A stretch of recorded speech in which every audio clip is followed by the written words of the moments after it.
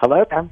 Hey, Tommy. Yeah. Hey, it's Lazlo. How are you? Lazlo, what's up, baby? How you doing, man? It's good to talk to you. It's good to talk to you. All right, so you're Tommy Edison. We've talked to you before. You're the blind film critic. That's me. And now you're doing other. You are also the blind traffic reporter, right? Yeah, that's true. Yeah. What station in Connecticut? Are you in Connecticut? Yeah, I work for Cox Media Group. I work for Star 99.9, and I'm also on 99.1 WPLR. There you go. See, he's a blind guy. He does traffic. He also does. He's a film critic. You can go back to our blog. I think you could just search Tommy Edison if you want to hear how he reviews movies. And a giant pain in the ass. Not so much, Lazlo. Come on, are you kidding me now? You're a huge pain in the ass. I'm going to tell you why you're a pain in the ass. I may have told you this before. If not, I'm going to tell you now. You ready, Tommy? Come on, hit me. Because you're one of those guys who has this problem. It's a debilitating problem. You're blind. Yeah. But you don't let that stop you.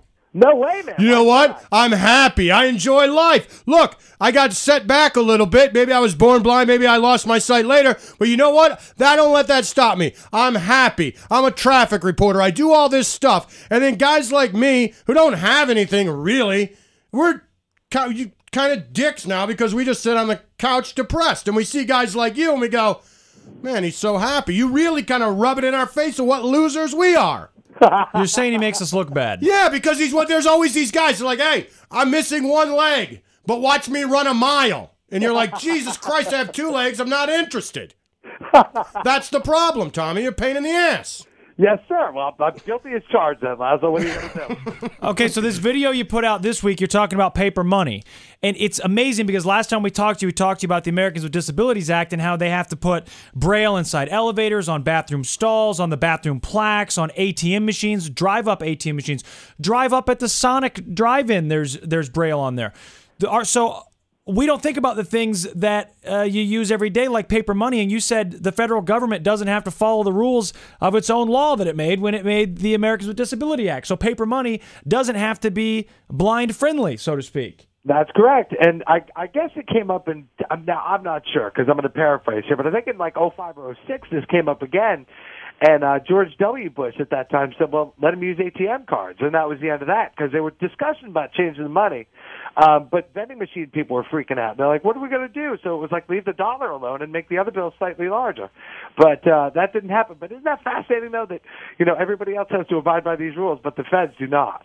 Right. And I guess it's just something I always thought, well, maybe they have a way. Maybe they figured out a way that they can tell the difference between a $1 bill and a $50 bill. Hey, look at me. I only got one arm, but I'm a Major League Baseball pitcher. Jesus Christ, man. That was Jim. Remember Jim Abbott? He was on the Angels, course. and he went to the Yankees. Yeah, I wrote a report on Jim Abbott in the 3rd grade. That's what I'm talking about. You guys. You guys. All right, so here's other things that people might not think of, and I got this at the Perkins School for the Blind. Well, I got one for him. This is what I want to do because you have videos, right? Yeah. And you say how to use money, but what about this? Because I after I heard about these videos and we decided we wanted to talk to you again. Yeah. I thought about this because I took my kid into a Target and he had to go to the bathroom. Okay. And we went into the bathroom and we opened up one of the stalls and clearly, I don't know if you know this or not, but you can assume people are filthy animals, Tommy. Oh, yeah. I don't touch anything when I go out. Are you kidding me? Right. They're just bad people. Like, who goes into a Target bathroom and just pees everywhere and poops everywhere and doesn't clean it? I don't know who these people are, but I open it up and my kid goes, whoa, whoa, whoa, whoa. That one's really dirty. Let's go to another one. How do you know? When you open up the door to Target bathroom, you're kind of on your own, right? Yeah, I really am. But I touch with my elbows and my wrists and stuff. I'm really careful about that because, my fingers and hands and stuff are the window to the world, and I'm real freaked out about that kind of thing. So I'm very careful when I'm, in public places like that, and I have to touch, and I'm like, all about the hand sanitizer afterwards. Give me the Purell, quick. Well, right, and if there's a piece of paper on the bathroom door that says out of order, you're not going to necessarily see that. No, unless it's locked, and then I'll know. Well, here's the other question.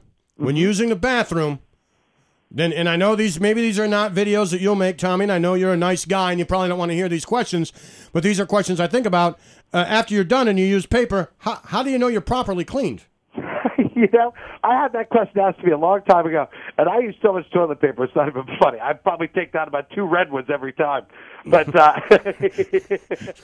so you just use a little extra than the next guy? Absolutely. Are you kidding me? Just in case. And there's always a sink nearby as well, right? Sure, of course. Fair enough. Now, so when you think, all right, I got to be clean, you do 5 more times just in case. You got it. Absolutely. Now, what about the phone numbers that have the, 1-800-CALL-ATT? Are you like, damn it, man, just say the number already? I don't remember which letters are on which button.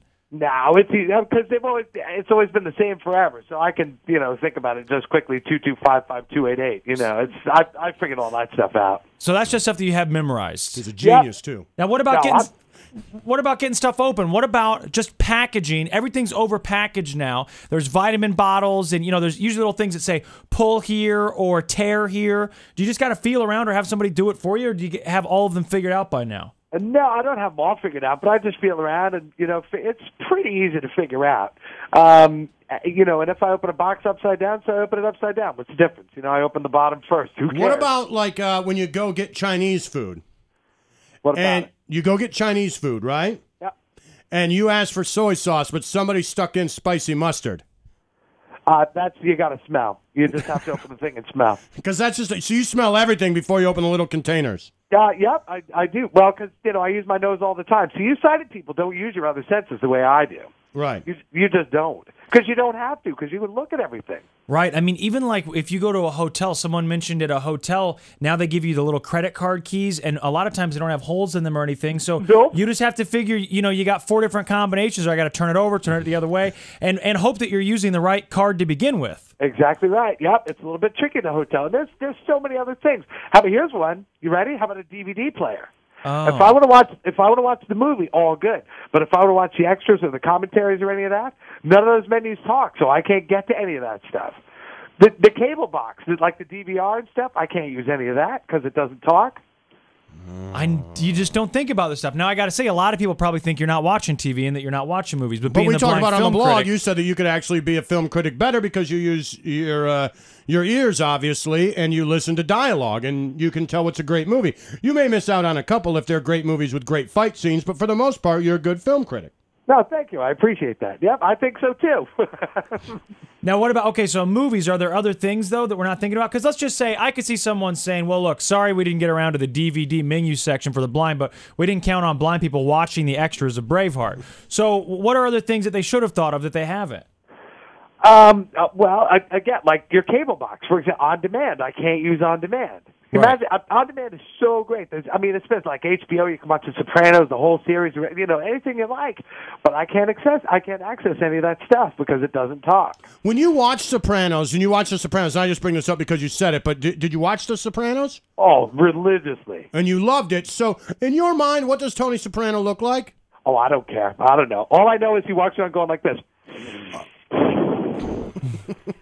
But do you have a picture in your mind of what he looks like, or no? No, I don't have a picture of anybody in my mind what they look like. Just who they be and who they are and stuff. But that's a sighted thing. You guys all have a picture with somebody. I don't think of people like that. Now that's because you were born blind, correct? Correct. Yep, you got it. So someone who goes blind later in life probably tries to come up with an image in their head. Absolutely, they do. Of course, because that's what they're trained to do, and that's what you're used to. So right. So how do you think of people? I don't know. I think about what's in their mind, what they say, and what's in their heart, and in their mind, and in their soul. Right. Because beauty, I don't know from beauty, nor do I know from race. Think about it. Like I live in a world with no color. So to me, humans are all the same. We have 206 bones. We all have livers and kidneys and all that kind of stuff. And that. All that other stuff. That's why he's a pain in the ass. He's inspirational. Right. Someone's telling you he sees no color. Different. He's victorious over life. He doesn't let life set him back. So easy. You're going to throw me off the show in a minute. All right. Well, Tommy, what's the website if people want to go to Blind Film Critic? It's blindfilmcritic.com. You can also follow us on Facebook and Twitter, and it's Blind Film Critic. Everything is there. Now I follow you on Twitter, and I think you follow me, and you just gave me an @Lazlo the Buzz saying you're going to be on. Yep. At this time. Who did that for you? One of the people that's in the Blind Film Critic organization, our friend Ben, who directs all the videos that you see. Okay, gotcha. Cool. So he's kind of like your producer. Yeah, absolutely. He's wonderful. I love him. He's great. And, together we're making very cool things, and it's really nice that you guys are paying attention to what we do. I appreciate it. Well, I do think you're an inspiration. Part of that bothers me. Even a pain in the ass inspiration, right? I wish more people would just give up like me, Tommy. So do I. All right, Tommy, the website again, Bam Bam? Blindfilmcritic.com. Is it The Blind Film Critic? Blindfilmcritic.com. Blindfilmcritic.com. Tommy Edison, thanks so much, man. You got it, fellas. I appreciate it. See ya.